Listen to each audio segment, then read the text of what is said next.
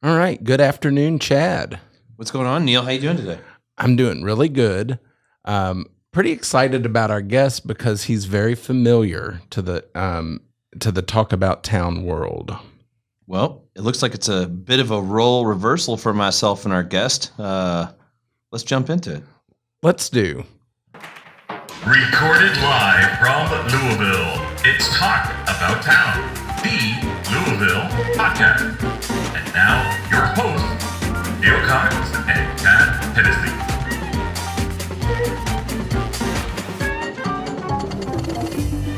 Hey, Ron White here. I'm nowhere to be found. You're listening to Talk About Town, like I give a... All right. So we're here with my friend and former co-host, Jeremy Judah of NAMI Louisville. How's it going, guys? What's up, Jeremy? It's going really good.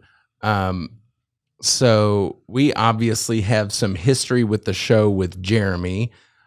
He sat in the co-host chair for a little bit. And I would say part of the reason that he's not now is that he's with NAMI Louisville. Yeah.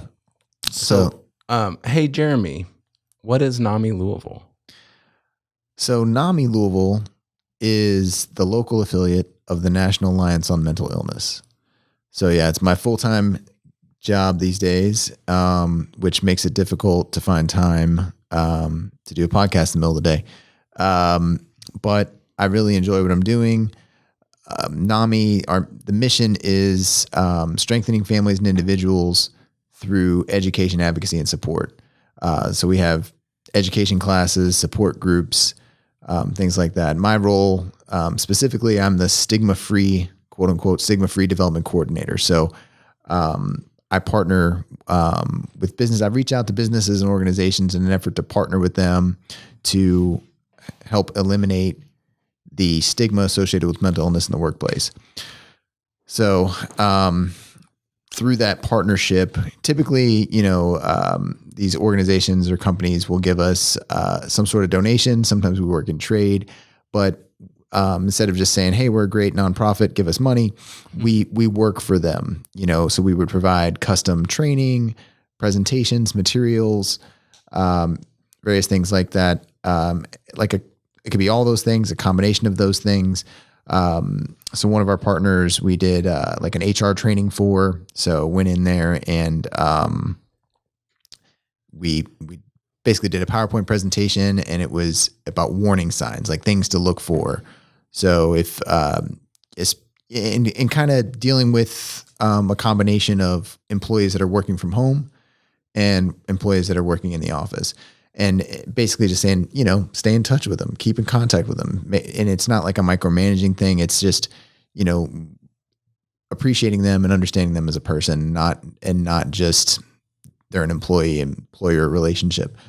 But backing up to like our core, what we actually do as an organization as a whole,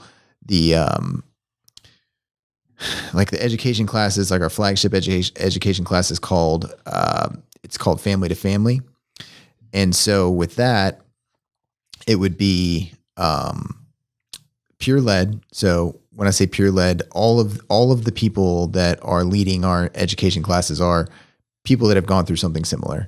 So with Family to Family, it would be for like if you had a brother, an uncle, a cousin suffering from some sort of diagnosable mental illness, and you wanted to learn more about the diagnosis, you wanted to have just a better understanding, language to use, the best way to support them, language not to use perhaps.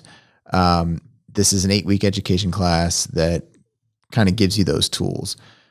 And I personally found it extremely valuable. I took it thinking I was more or less going to audit the class just to learn more about what we do. And it turned out to be pretty applicable to a lot of, like I have my own stuff that I've dealt with. And then, kind of on both sides of the family, we've have things, my wife's family as well. So it just kind of was eye opening. And, again, our big thing is to eliminate that stigma so that when people need help, they seek help. So, we provide them with a lot of resources. We're not the psychologist or the social worker, but we do provide, a great deal of service when it comes to the mental health world, and again, a lot of resources for that. Jeremy, how long have you been involved with NAMI? So next month will be my 1 year anniversary. So yeah, it started at the end of July. I did not realize you've been with them that long.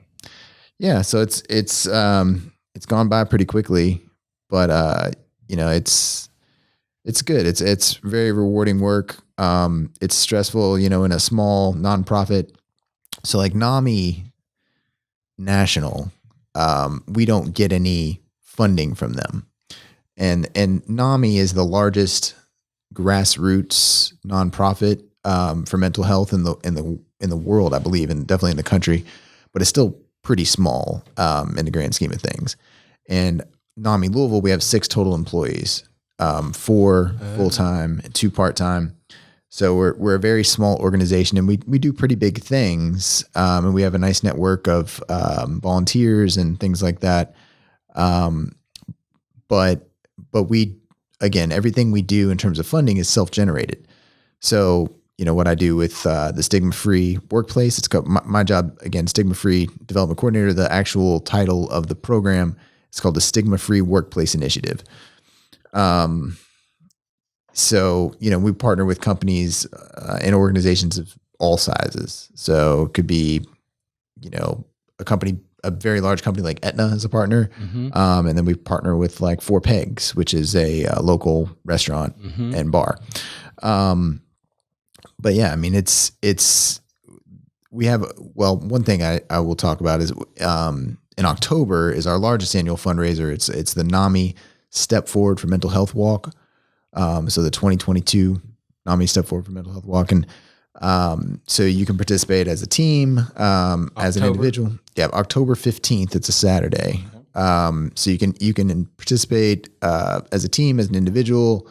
Your company can sponsor, can join, but yeah, that's our biggest generator of dollars every year. But yeah, so we depend on those things, grant writing, funds from those and just stuff like that, and individual donations. But we're not getting those trickle down dollars, unfortunately, from the big company, from the big parent organization. Well, I feel like it's good and important work. I also, this is something I just thought of. I don't know how much you followed the show in the last 6 months or so. We had a guest who you may want to connect with because she started her own nonprofit.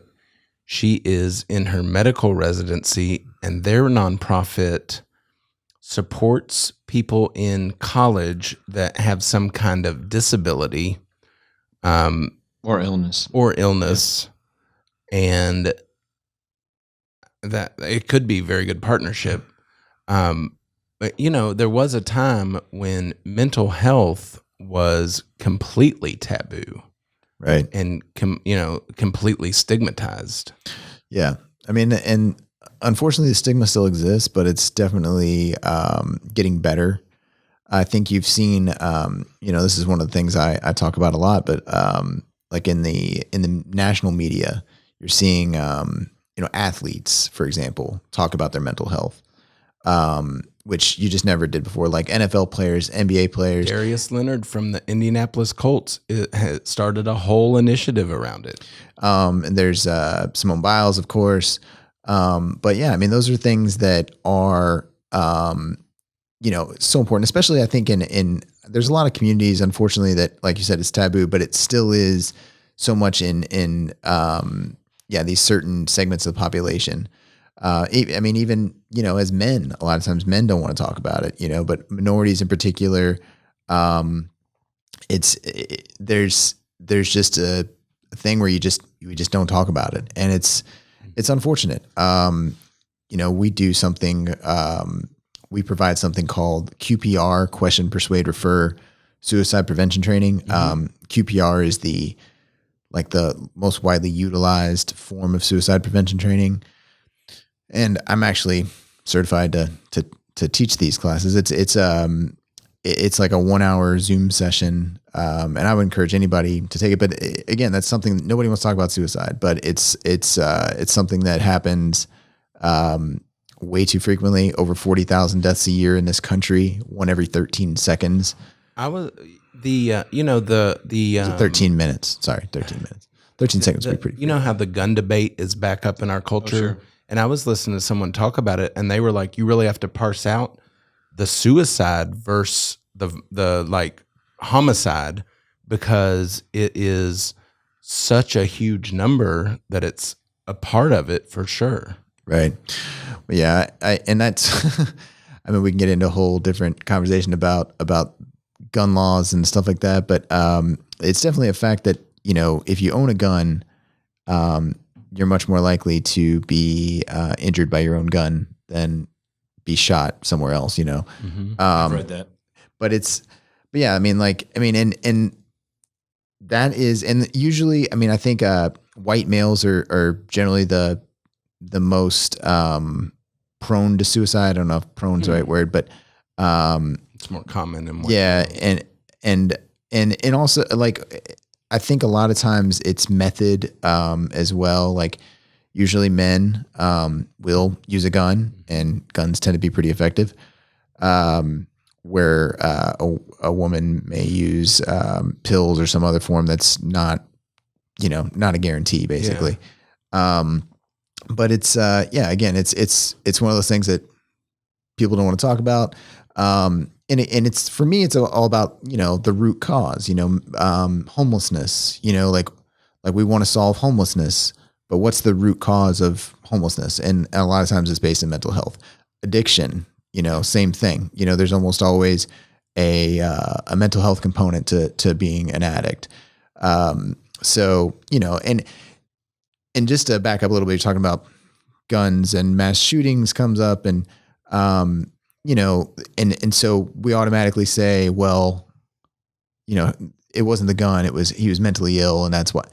But the reality is the vast majority of people who suffer from a diagnosable mental illness are not violent. And most mass shootings, actually, you know, the person that committed it was not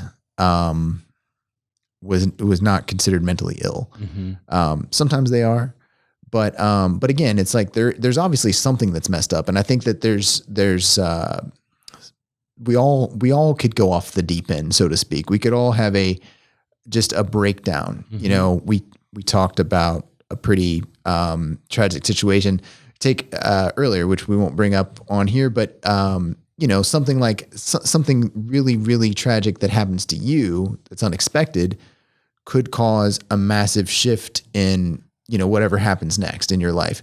And so, you know, I think that it's important to get to it first. And again, with the suicide, it's looking for those warning signs.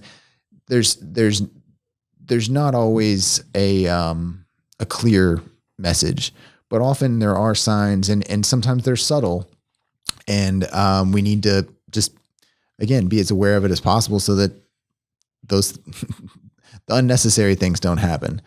But there's always going to be bad things that happen, but I think a lot of it can be prevented if we just are kind of just more compassionate, more open, more just willing to, you know, to show people that we care.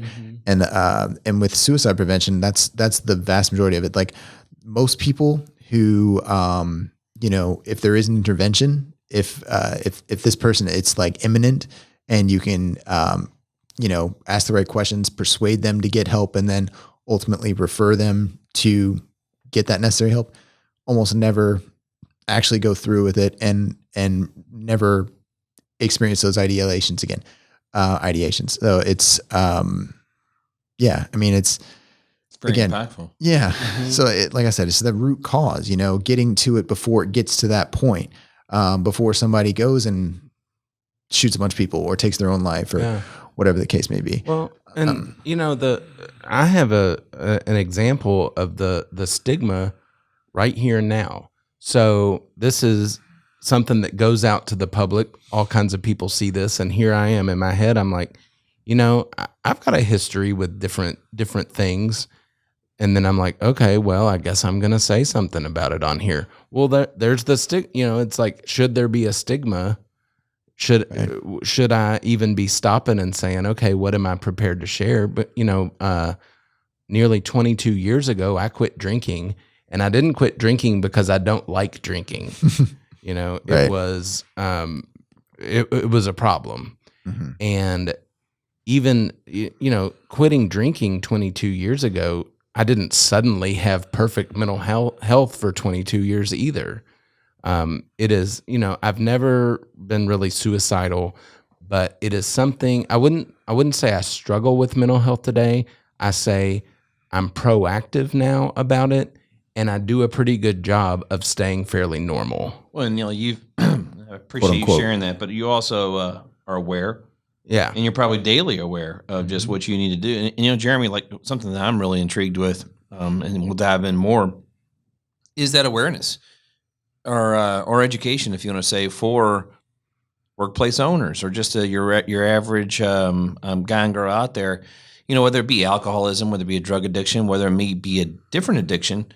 And like you said, it may have a parlay into some mental illness. But how can you identify it early? And not to go back into like these school shootings or mass shootings, because those are horrible. And those are obviously, you know, the most extreme situations.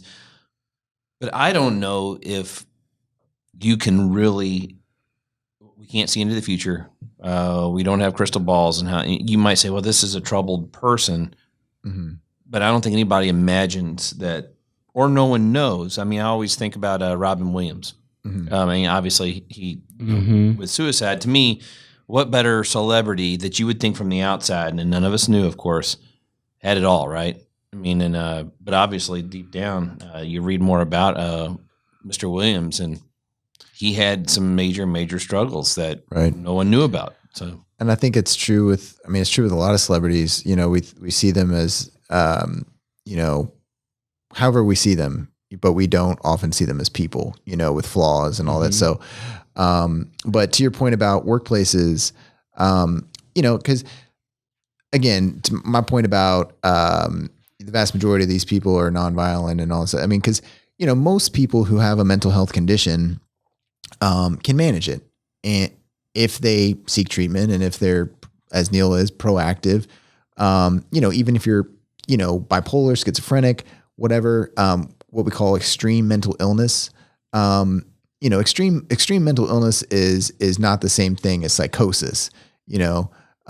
So these people are not quote unquote abnormal, but they may need tools to help them manage their, daily lives, you know, whether it's medication, whether it's, you know, support groups, therapy, whatever the case may be. But as an employer, what you can do is you can provide these resources, whether it's through NAMI or through your EAP or whatever it is. Just say, hey, we got your back. We care about you as a person. And because what's your biggest cost as an employer? It's hiring people, right? And that turnover. And so if you can keep good employees and keep them happy, because we all have mental health. We don't all have mental health conditions, but there are a lot of them. There's 50 million Americans that have a diagnosable mental health condition. That's 1 in 5, give or take. So that's a pretty big number. And that's just, you know, again, what is quote unquote diagnosable or that is reported. But, so the reality is we're all connected to someone who has some sort of mental health condition.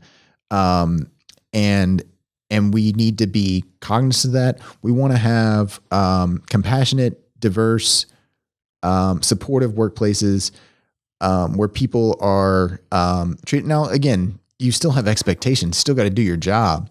But I mean, you know, if you need to have some flexibility, and flexibility can look a lot of different ways. It's not just your schedule.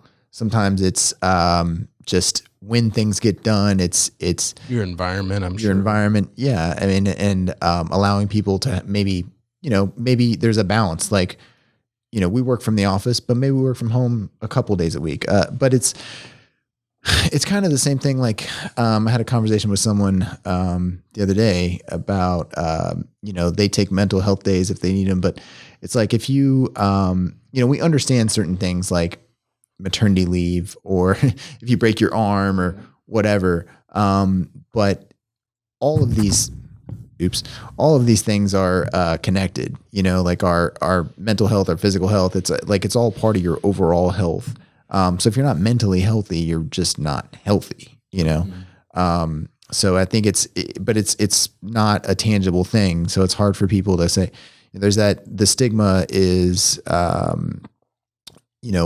snap out of it. It's just in your head, and the reality is it may be in their head, but if they could just snap out of it, then nobody would suffer.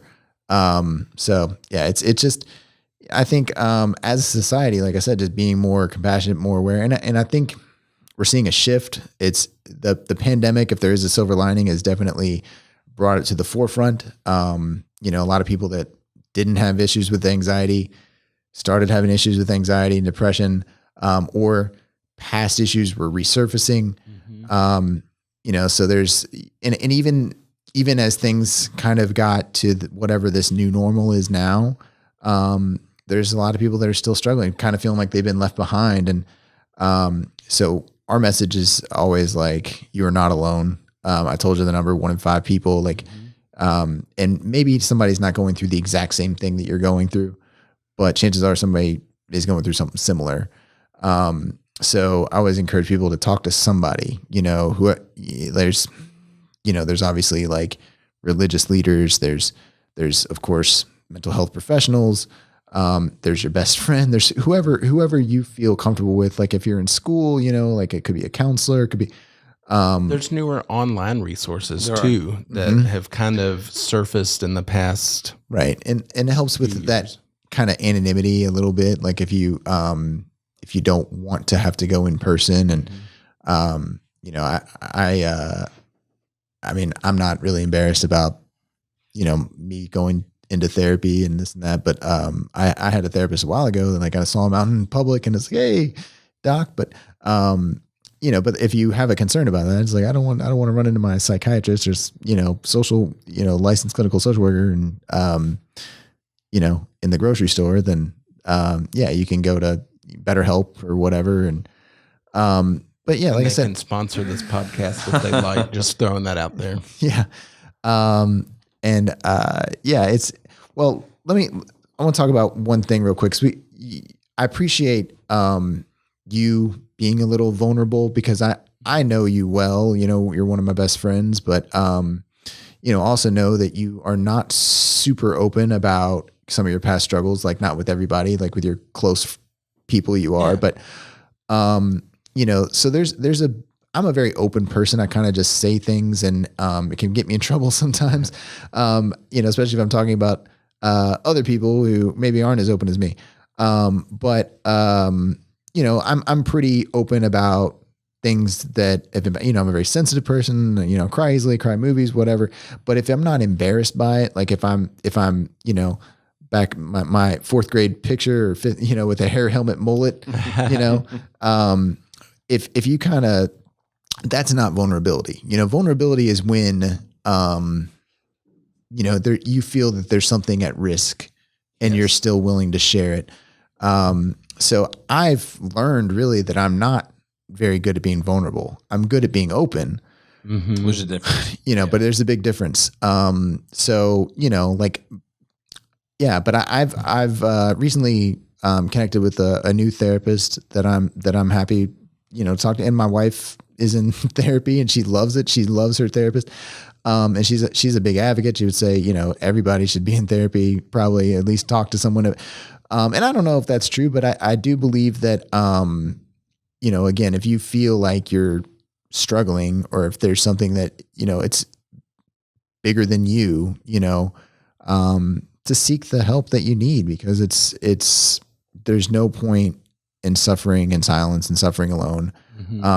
Because again, you're not alone. There's nothing to be ashamed about, nothing to be embarrassed about. It's just, especially right now. We all have this kind of it's like a collective trauma, that we've been through. So on top of whatever else you got going on in your life and everything you've been dealing with, you throw a pandemic on top of it. And then you throw possibly, like some employment issues, and then some financial issues because we're all dealing with, the raise, Inflation. yeah. I mean, like the cost of living has gone up, but it's not like we're getting paid a whole lot more money just to be here, So there's a lot of stress. There's a lot of stressors.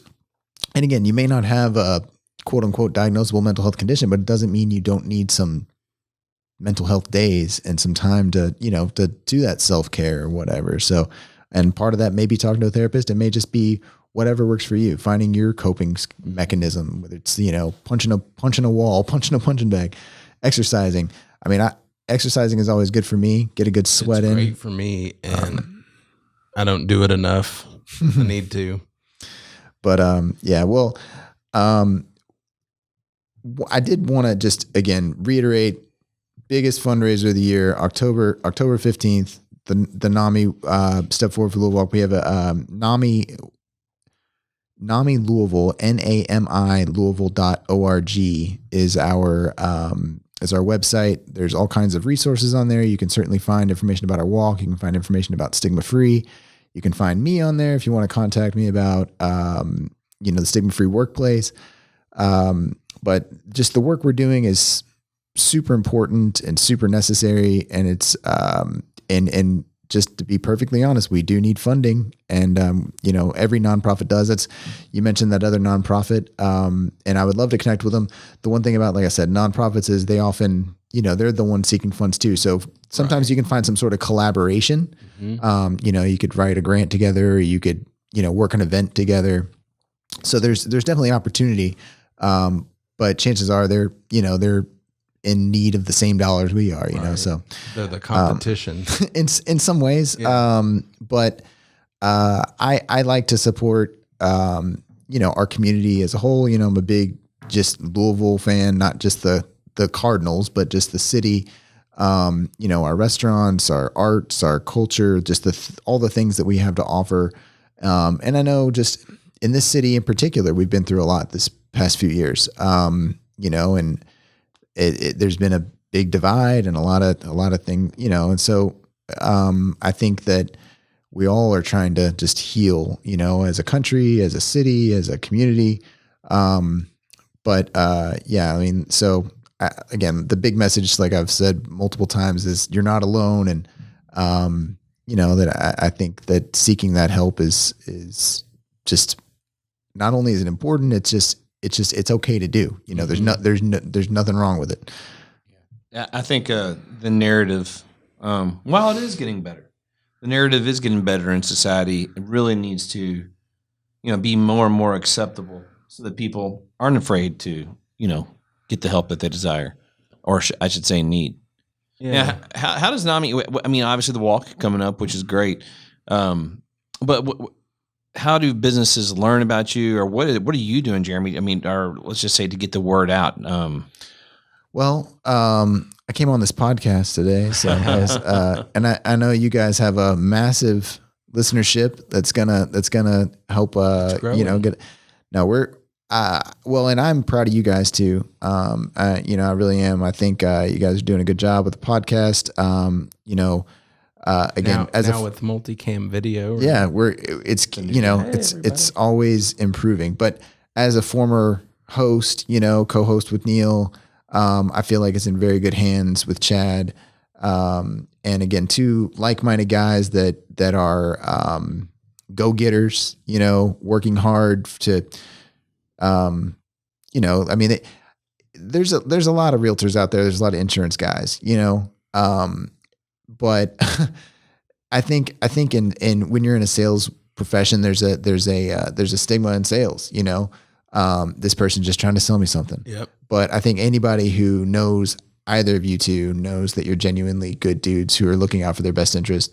And that's big. And then, utilizing the podcast for personal gain we had kind of looked at it as we had something started and I wanted to take it further, and I don't watch the news anymore. In general, like I get my news, basically there's a podcast that I listen to. Well, where's the local content that people are going to be interested in? And it's here, and it's online now. Right. Well, and it's, it's fun. It's fun to get on with your buddy and just talk for an hour, and it's nice to, and you can kind of call it work, it's like we're working, we're having a podcast. Tell my wife, well, I gotta go to work, but I'm here just like shooting the breeze with my folks. Well, we're having fun, but we also look at it as an opportunity too to tell stories. Right. And, I mean, really, if you go beyond however many episodes that we've recorded, they're all individually unique in their own way, but also similar at the same time where, no true quote unquote celebrities, we didn't have to pay anybody to come in. It's just an opportunity for us to kind of lay out some of the good that's going on in Louisville. That's really the goal. Now, I did send a tweet to Katy Perry because she's living in Louisville right now, or around Louisville somewhere. That's the word. It's like, come on our podcast. I'm not definitely not a celebrity, but I am like a 5th generation Louisvillian. So there's a lot of Judas out there. So back to answer your question for real about, what I'm doing to kind of, so like I call on businesses, send a lot of emails. I go to functions and events, where like whether it's like like members of some chambers of commerce. So I'm going and just meeting individuals, and we do like I said, fundraisers, and I'll go to health fairs. Any way that I can get out in front of people is always a good thing. And now that I'm kind of able to do that again, it's good for me, because I am not the kind of person that likes to be stuck somewhere all day. Being a full-time realtor for 8+ years or whatever, and then transitioning to, a different role. I don't think I could do it if, you're chained to a desk 24/7. Hopefully nobody's changed their desk 24/7, but that's, I think I'm in a position where like I have enough balance where I can, I can spend some time in the office making calls, emails, setting things up. But we're also going out there and we're meeting the people, we do, like I said, education, advocacy, and support. So like we advocate on the local, state, national level. We meet with state legislators. We actually have a meeting scheduled on the 21st with state legislator about, we have some ideas for laws. So like getting a law passed is a major process, but advocacy, that kind of thing. Like, so, things that are important to us in the, as it relates to mental health. Absolutely. So those are all different things that we do as an organization, and some of the things I do as well. And I mentioned we're small, so we all got to wear multiple hats. Yeah. This is a little bit of an aside, but it relates to something you said, and it's our show, so we can do it. I can do whatever I want. You had mentioned where you said the vast majority of people that suffer from mental health conditions are not violent. And I've thought recently, because the mass shooting stuff is in the news again, and I'm like, it's too easy just to dismiss and say, oh, they're mentally ill. Mm-hmm. I think that's a cop out, and furthers the stigma of mental illness. If you just say, oh, that guy's mental ill, well then, oh no, now if I'm mentally ill, does that mean that I need to be taken out? You know what I mean? You're more hesitant to admit a lot of things too. For sure. Yeah, absolutely. I mean, and that's, how often, people that have mental illness are portrayed in the media, or in movies and things like that. Or we say things like she's crazy or he's nuts. And, we don't really think about the impact of that. They don't, it's like you say it in jest, but or we say things like, oh, I'm so OCD about this, but like, if you're really OCD, like if you truly have obsessive compulsive disorder, Like it's a debilitating thing. Yeah, like And you have to lick the light switch 3 times or you can't go to bed kind of stuff. Not I need to line up my pencils on my desk, you know. Yeah, I mean it's just these rituals and routines that really interfere with your life. Like you know, like you could just obsess about something and like say you have an appointment, but you think that you've left the garage door open and you go back and it's not open, but you do it 36 times. Right. You know, that's obsessive compulsive disorder. And so now you've totally missed your actual engagement that you're supposed to be at.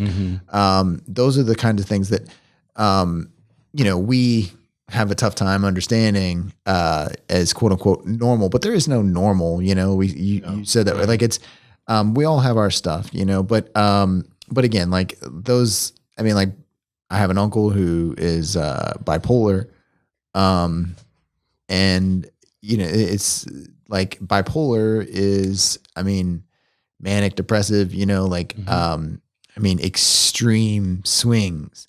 So we all can be moody, you know, but to truly be bipolar, like you know, like there may be days, weeks, you just feel like you can't even get yourself out of bed. And then there's this, you know, sudden change and everything is just, you know, exuberance and, you know, like you're just flying high, you know, like, and there's not a whole lot of in between.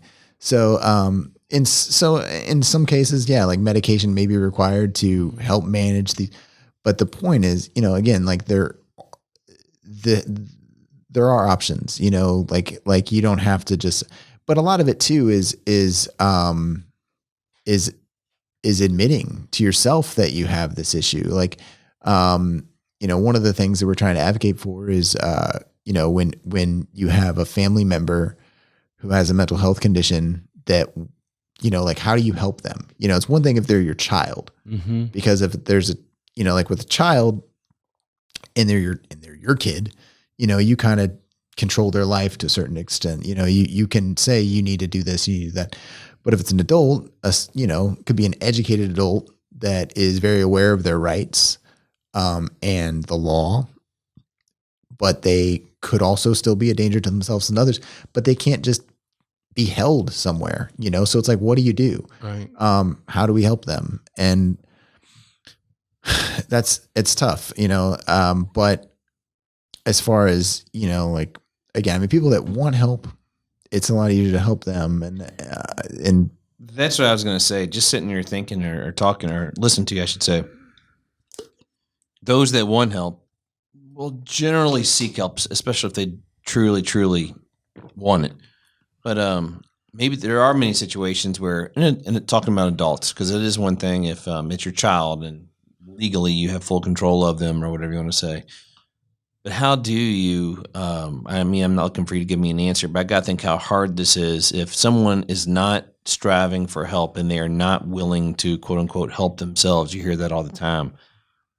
How does an outsider, family member, great friend, coworker, whatever it is, if said person thinks that they're seeing all the signals, but they don't know right. how to force someone? Okay, force might be a strong word. Yeah, no, it's like, because that's one of the things that we're trying to figure out, like, how do you word it? How do you make it so that it, like, you know, does this like this person would have some sort of power of attorney, or whatever, but like you can't, it's hard to give power of attorney to someone who, you know, even if they're mentally ill, quote unquote, but they're still conscious and aware.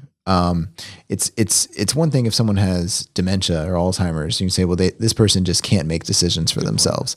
But it's a lot harder when you're talking about mental illness, because mental illness is not so like someone who suffers from these things, they may also be really good at manipulation and communication, you know, in a way that convinces you that, oh, there's nothing wrong with this person. Even if you have, you know, diagnosis after diagnosis, you know, like from multiple sources, you know, like I have all this evidence in front of me that says this, but this is an adult and they're telling me they're fine. And, you know, they're not doing anything illegal. What can I do to stop them? But it's, you know, but you said, you know, people that want help often seek help. I mean, it's true and it's not. I mean, again, it's about like, I think it's about, again, just that stigma and saying, it's okay. It's okay for me. Like for them to say to themselves, it's okay, because, it doesn't matter how much you tell your sister, said, sis, I really think you should talk to somebody, I love you. I support you. I'm here for you. But until your sister says, you're right, I need to go and do this and what, same thing with addiction, like you see those intervention shows and, and then at the end, it's always like, 3 months later, Jim was back, and, because Jim using again. Because Jim at that point in time, he wasn't ready. Was not ready. Correct. Yeah. He wasn't ready. He didn't make the decision on his own. He was, it's not like these people don't already feel like shit, it's not like they, but they, it has to be their decision, but sometimes like I said, with mental health stuff, it's a lot more subtle. And it's not always like life or death. But sometimes it is just like, just kind of getting by when like when you could be thriving, you're just kind of surviving.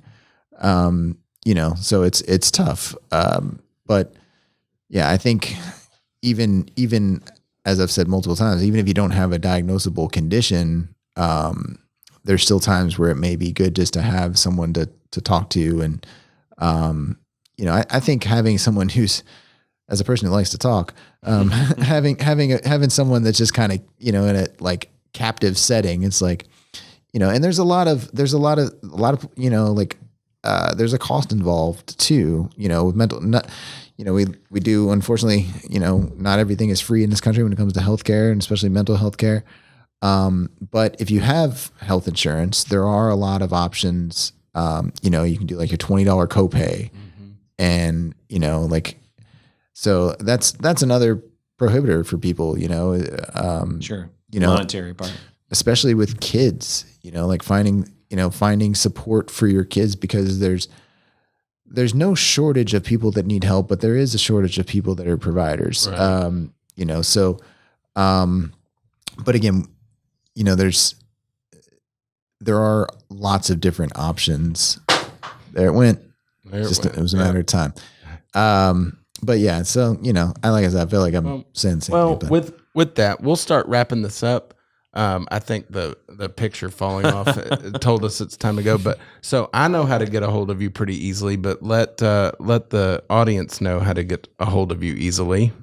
Okay. So again, our website is NAMI Louisville, NAMI Louisville.org.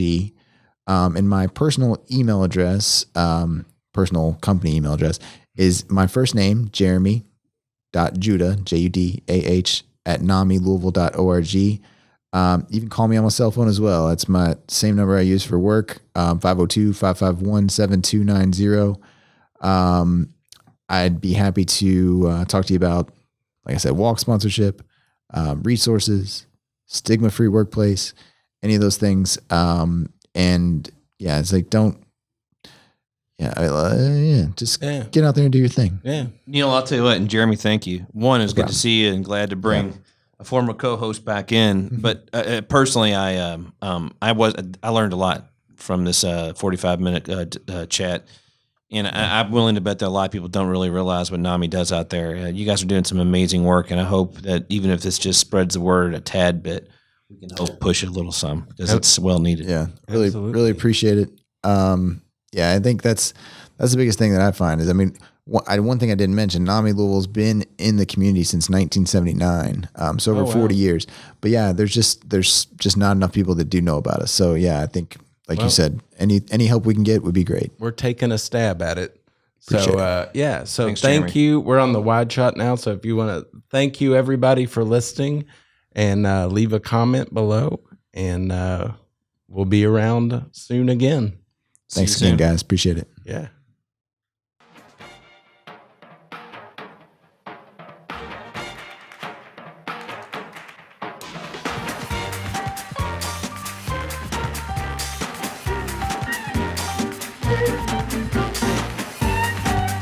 Thank you for listening.